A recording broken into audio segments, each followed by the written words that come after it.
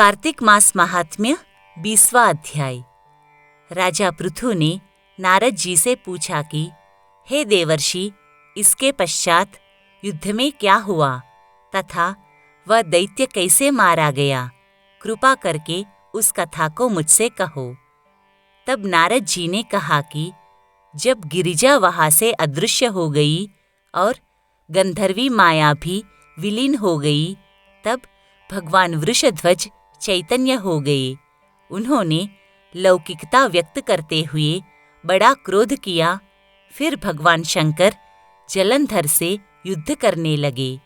जलंधर शंकर के बाणों को काटने लगा, परंतु जब काट ना सका तो उसने माया की पार्वती बनाकर अपने रथ से बांध ली, जो विलाप कर रही थी।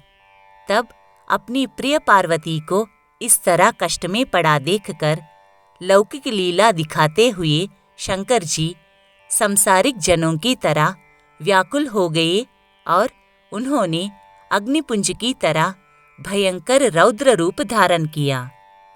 उनके रौद्र रूप को देखकर कोई भी दैत्य उनके सामने खड़ा होने में समर्थ न हो सका। यहाँ तक कि शुंभ निशुंभ भी युद्ध में स्थित होने को समर्थ न हो सके। जलंधर की सारी माया क्षण भर में नष्ट हो गई। युद्ध में चारों ओर हाहाकार होने लगा। शिवजी ने उन भागते शुंभ निशुंभ को शाप देकर बड़ी धिक्कार दी और कहा कि तुम दोनों बड़े दुष्ट हो।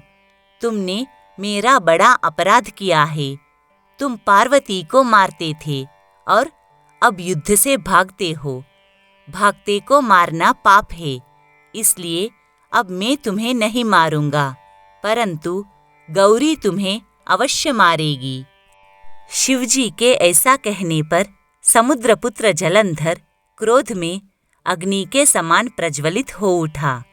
उसने शिवजी पर घोर बाण वर्षा करके धरती पर अंधकार कर दिया। तब उस दैत्य की ऐसी चेष्टा देखकर शंकर जी बड़े ही क्रोधित हुए तथा उन्होंने अपने बनाए हुए सुदर्शन चक्र को चलाकर उसका सिर काट लिया। एक प्रचंड शब्द के साथ उसका सिर धरती पर गिर पड़ा और भयंकर हाहाकार होने लगा। अंजल पर्वत के समान उसके शरीर के 2 खंड हो गए। उसके रुधिर से संग्राम भूमि व्याप्त हो गई। सारी धरती विह्वल हो गई।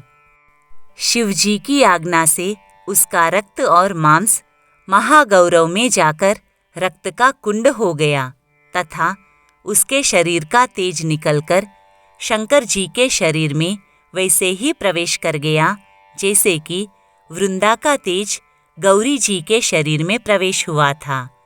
जलंधर को मरा हुआ देखकर देवता और गंधर्व सब प्रसन्न हो गए।